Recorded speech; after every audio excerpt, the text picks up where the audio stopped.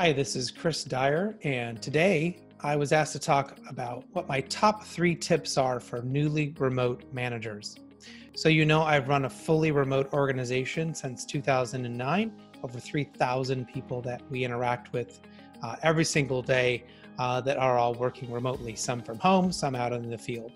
So, here are the things that people typically ask me about what a newly remote leader or manager might need to be thinking about. The first thing is to limit your one-on-one meetings.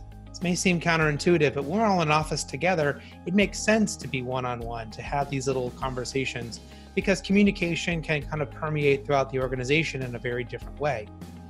But in a remote team, a remote organization, you need to have more group meetings, more team meetings to make sure communication, collaboration, and agreement, or even conflict if that's needed, is occurring. And so if you walk around having these one-on-one meetings with your team, you're going to very quickly find yourself moving very slowly and having very low collaboration. The second thing that you need to think about doing is creating measurement. So especially right now as managers are dealing with teams, even on a temporary basis being remote, you need to define 3 things very quickly. What does success look like? What does failure look like? And what does conflict look like? So whether it's with a team or an individual, have them define over this period of time that you're worried about, what does success look like? If you did a great job, if everything worked out, what does that look like? So everyone knows where we're headed. If you failed, what would that look like? Why would you fail? What things would occur? And so you can start to find things that you can do to help people eliminate potential failure. And then third, how are you going to deal with conflict? You're at home, can't just walk down the hall and talk to someone.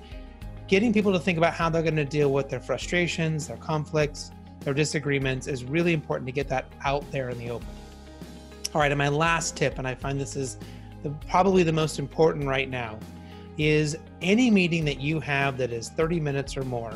And my suggestion with all meetings is that they should be no more than 5 to 7 people. Otherwise, it's not a meeting, it's a webinar, and it's just not manageable for everyone to be talking and to be heard. But make sure you go around the room and ask everyone, and if you're the manager, you should always go last. Ask everyone, how are you showing up today? Let them all talk. You're going to get answers from, geez, I'm nervous, I'm frustrated, I'm excited. You're going to get all sorts of things, but it gives you a good sense of where everyone's at, and then you can answer at the end. Then when the meeting's over, go around and do the same thing, but ask, how is everyone leaving this meeting? Super important, so you get a good understanding. If you are leaving the meeting the same way they are, maybe you're excited and maybe they're frustrated, and you can deal with that right away. This really helps deal with emotional anxiety, people's frustrations, and you as the manager can be far more effective, much quicker. All right, again, I'm Chris Dyer. So happy I could do this. Good luck, everyone.